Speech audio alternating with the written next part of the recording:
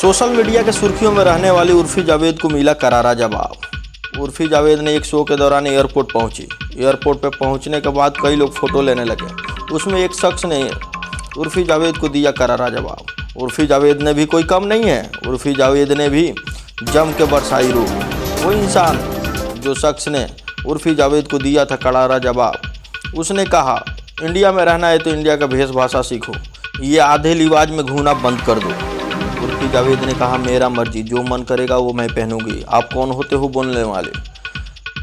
वो शख्स ने बताया मैं आम पब्लिक हूँ और मुझे ये सब पसंद नहीं है कि आप इंडिया के कल्चर को ख़राब करो। उर्फी जावेद ने ऐसे भी कई जगहों पे कई शो में वो अलग अलग मॉडल में दिखती है। कभी कपड़ों के जगह पे सिक्कड़ पहनती है, तो कभी पत्तों से अपना तन ढकती है, तो कभी कुछ तो कभी कुछ। ऐसे में उस इंसान को ये सब पसंद नहीं, उसने दे दिया जवाब। उर्फी जावेद ने भी जम के बरसाई रोब।